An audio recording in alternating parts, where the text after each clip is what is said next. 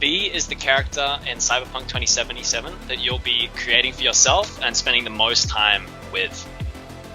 For today, we've got a video going across what we know about V already and the sort of things that you'll be able to choose, including things like background, which they call life path, and other things like that. So let's get straight into it here. So in biographical information, we have V's age. Supposedly, she/he is 22 as of the April 13th, 2077. I'm surprised we know that already, but there you go. Status, obviously alive. Her date of birth is the 20th of December 2054, or his. Their home is Night City, although again, based on life path, I think you can change that because you can pick Nomad. Physical information, the gender is obviously player determined. The faction information, player controlled character, so you can pick whatever faction you sort of want to side with during the story. And then the other information we have here is that the female voice actress is Shirami Lee, and the male is Gavin Dre, or Gavin Dreyer. Yeah, I don't know who these people are, what they have done before. I mean, I'm just looking at Gavin Dre. It looks like he was in Valerian and the City of 1,000 Planets, that movie that came out a couple of years ago. That was almost a good movie, but not quite. And a couple of other movies. But I mean, that's also not necessarily the worst thing in the world to have, to have a sort of lesser known voice actors, because it means that you're not going to be distracted by what else you've heard them in, I think, or seen them in. And Shirami Lee, I mean, looks like she's done a lot of like anime dubs, English versions of anime dubs, so she's probably one of those voices that you'll recognize. But anyway, that's not really the point. Those are just the actors, but they do combine to create a character. So I guess if we skip straight into more of what we do know, the birth record and the background check. So this part of Cyberpunk 2077 is a deep character customization system still. The process starts with the player either selecting a preset character or creating a custom character. So in creating a custom character, the player can select the gender and customize their character more, which includes things like the depiction of, all, shall we say, of the body, and including, sizes and combinations of certain parts of the body. And you can also pick, as I said, between a male or a female sounding voice and adjusting the pitch up and down as well, which is pretty interesting. Yeah, so I think by the sounds of that, you can make a really deep-voiced female V that's buff and tall and has a big personality. Yep. So I guess we'll move on to the life part here, and these are sort of the parts where you'll get to pick at the start of the game. So each life path will have a different starting location in Night City, and V will be able to start in an entirely different place in life overall. V will have a different introductory quest line and equipment, which will be strongly connected to your specific origin story, and it will also be used to introduce the characters differently. Life paths will stretch the entirety of the game, and not only will it open up different dialogue options like previously stated, but you'll also be able to unlock specific side quests based off of your life path. So the first one we have here is the Nomad. The description states, roaming the Badlands, looting scrapyards, raiding fuel depots. Life on the road wasn't easy, but growing up in a nomad clan has its perks: honesty, integrity, and love of freedom. Qualities that few in Night City possess and no amount of money can buy. So for this life path, V starts outside of Night City in the Badlands and stops to get some vehicle work done in a small town by a mechanic. And is stopped in a small town by a mechanic named Mike.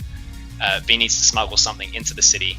Before leaving, V is stopped by Sheriff Roland and questioned on why he or she is in their town. V needs to meet his or her contact before heading into the city.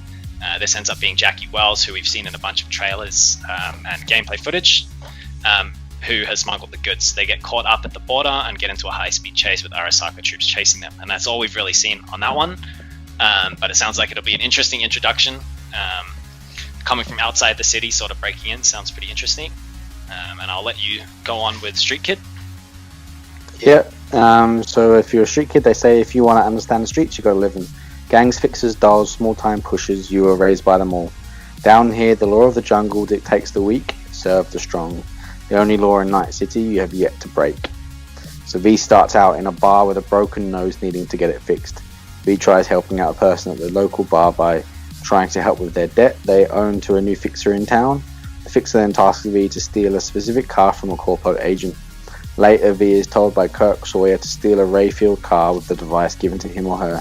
Before leaving, V is stopped by Jackie Wells, who is also attempting to steal the car. The NCPD capture them and then ordered by Kaoru Fujioka to dispose of them. And then finally, as the third life path that you can pick, we have corporate.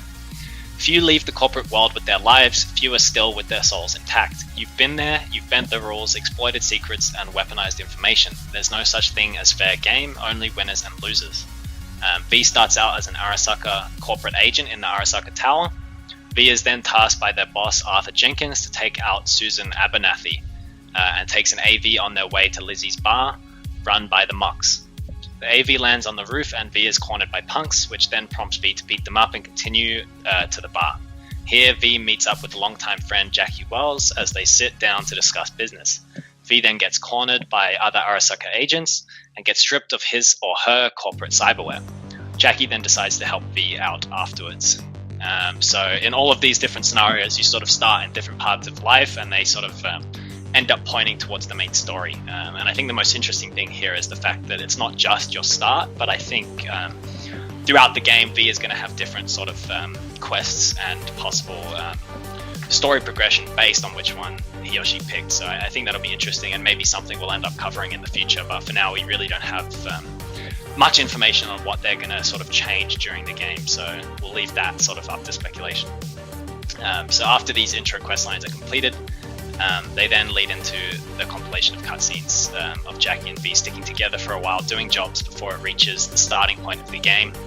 And at this point, the game follows a similar narrative path, no matter what you do, because obviously the main story can't sort of change too much. Yeah, so you do things like, I guess, or some of the extra development. Obviously, the character of V was unveiled at E3 2018. And basically that was where they revealed the game for the first time since 2013, I think, when it was originally known that they were going to be doing it, I believe. And players are going to find themselves in the role of V, who's an up-and-coming cyberpunk in Night City. So rather than having a predefined character like Geralt from the Witcher franchise, they've decided to allow you just to find your own character basically completely from scratch. I mean, they say that, but obviously there has to be pre-recorded like audio, from the actors put in there. You're not going to be able to do everything, but I think it's going to be as flexible as has ever been so far. Yeah, I think there's definitely, by the sounds of it, going to be a lot of potential outcomes and possible dialogue options. But yeah, obviously. Ultimately, since it is all voice acted, there is only going to be so much you can do, but I think it's still a pretty good step in the right direction as character sort of development goes, and hopefully it won't seem sort of flat. I know it says here that V will be the name that everyone sort of refers to the main character as, but you can sort of pick your own first and last name, which I guess is just sort of like in Mass Effect, where you can choose what Shepard's name is, but it's still just Shepard. Everyone calls him Shepard. That's something we've definitely seen before. Players will also be able to choose their future path with multiple branching quest lines, as well as flesh out their life story. So I think you can select, I guess also similar to Mass Effect there, is you can pick previous major life events and the reason you went to Night City, which might also have impacts on certain dialogue, but I'm not 100% sure how deep that's going to be, and I don't think CDPR have talked too much about it. But I guess the main thing here is that there's a broad skill system, which means there aren't going to be classes. Much like in The Witcher, you can sort of spec into what skills you would like. I think the same as sort of goes here, so you can sort of spec into the type of gun you might want to use, or the type of weapons you're planning to use, or whether you're good at speaking to people, or whatever the skills are going to be. I think that's what's going to make your playthrough unique from everyone else's. That's how you're going to create your own version of V, is what you put your skill points into. So it'll be interesting to see the whole skill trees once they reveal those, but we don't have too much information on that either at the moment. Yeah. Yeah, as we've said in previous videos, they've been really coy information, which I think is really good. Here's some trivia that we've got so far, though, is Male V did go through multiple character redesigns over the course of the development. By looking at the various trailers and gameplay footage, you can actually see each new design CDPR went with for that time.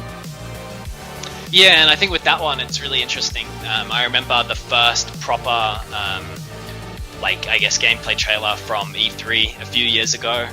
People were pretty unhappy with Male V's design. I think Female V was sort of already in the place that she was always going to be for those, for the trailers and whatnot. But I think people were a little bit disappointed with Male V looking kind of, I guess, plain compared to Female V. So they did sort of change him up. I'm not sure why people are too upset about it though, because honestly, all he's going to appear on is cover art and stuff like that. In terms of gameplay, you make your own, so it's not a huge deal. But I guess for some people, because people are stupid and they like to be upset at things.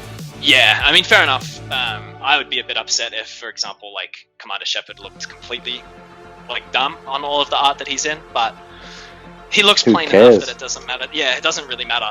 He's kind of a plain-looking character anyways, and it doesn't matter. Because you make your own. You can do what you want with him once you get into the game. So, yeah, I don't know. So the next bit of trivia here is CDPR designed the game so that the game's content and gameplay experience would be identical for both genders. However, V's dialogue, mannerisms, and how others treat V may vary depending on which one you pick. Which is hopefully going to be interesting. I hope they don't pull back too much on that. I do hope that there's actual, I hope there's people that treat you different if you're a buff male or something. Maybe they're more intimidated or something. That would be, I guess, more interesting than if everybody just treats you exactly the same no matter how you look or act. But we'll have to see when we get into gameplay on that one as well. Yeah, and I guess interestingly enough, besides the basic cyberware that has already plugged in, it's believed that you can actually go the entire game without getting anything extra if you choose not to, which is interesting. Yeah, I hope that remains the case. I think it would be really cool. I know that in Dishonored there was an achievement you could get for basically just denying the power that you've been given and playing the rest of the game as a normal human. I think it's called Mostly Flesh and Steel or something like that. I hope in this game they have something like that too, where you can play as a purist who's just a normal human. Obviously, I think it would be a lot more challenging, but I think it would be really, really cool as a achievement for the players who really want to go for that. I'd love to see a YouTube speedrun or something of people doing the whole game without getting a single bit of cyberware. Just doing the whole thing as a normal human would be really, really cool. So hopefully they stick to that. I'm not sure if they've really talked about it though or confirmed that that's what they're doing, but I hope that that's a path that you could potentially go for. Yeah, I mean, it would be great, wouldn't it? Yeah. It would be great. But besides that, we've pretty much given you guys all the information we have on V. I'm sure we'll get a little bit more once the game is actually out, but for the most part, I think most of that is going to be all player determined. So for now, that's all we have on V. I hope you guys enjoyed, and we'll be back with more lore or some other types of videos in the future. See you.